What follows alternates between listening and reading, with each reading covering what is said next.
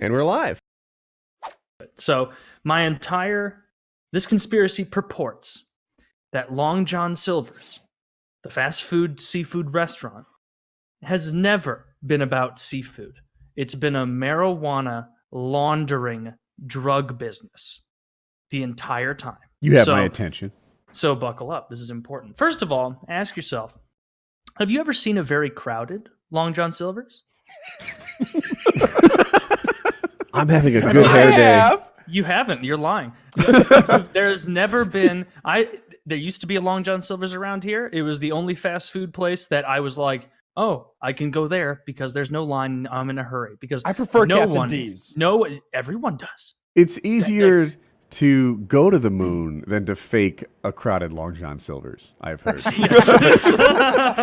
That was a good line. That was a sick line. But that line, there's never been a huge line at a Long John Silver's ever. So, and I've got the whole epic written out.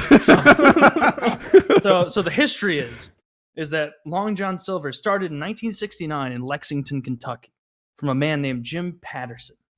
And he wanted to have a seafood restaurant, a popular seafood restaurant. That's what he wanted to do. And he wanted to do it fast food because no one had kind of stormed, no one had done that yet. And so he's like, all right, 1969, fucking, we're starting our seafood fast food restaurant in Lexington, Kentucky. Never quite takes off. Meanwhile, there was a moonshining family only a few miles away that had made a fuck ton of money during Prohibition. But after Prohibition ended, they were struggling, and they were kind of, their ganghold on the area, ganghold, who knows how big it was in Lexington or in the surrounding areas. Big. It was, maybe, they were starting to lose their hold because income wasn't coming in as quickly. The guy's name was Johnny Boone. And Johnny Boone was the descendant of those moonshiners, the child of them, and he wanted to get his criminal enterprise back up. And so he decided, I'm going to get into marijuana. And so he started the Cornbread Mafia out of Lexington, Kentucky, which was all about bringing weed in, selling it, and making a bunch of money. And they did that for years. And eventually it got to the point where it's like, we can't launder this through little, locally owned gas stations and shit or laundromats anymore. It's not going to work. We need to find someone we can launder this through. Who do they find?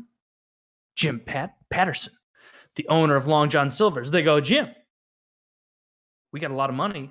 We know that your little seafood restaurant is struggling. How about we help you expand a little bit?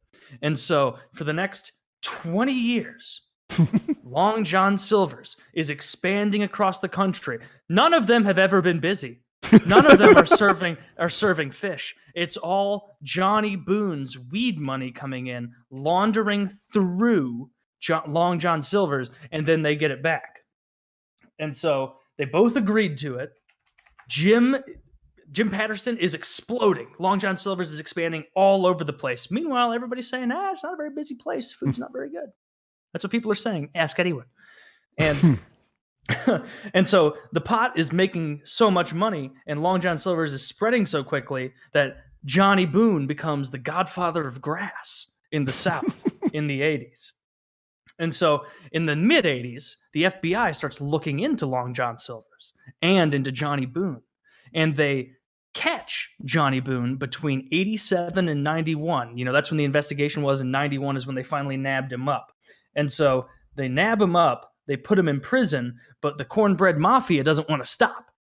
They're rolling. They've got lots of pot money. They've got so much pot money that they sponsored commercials for local politicians going against heroin because heroin was getting big at the time, and they wanted the public perception of heroin to be heroin's evil, heroin's bad, heroin will give you AIDS because, the 80s AIDS scare, and associating anything with AIDS in the 80s was a death sentence. And so they were associating heroin with AIDS as much as possible, and that did successfully for a little while in certain regions, slow down heroin consumption. And what did that do? Boost up marijuana consumption. And that helps the Cornbread Mafia a lot.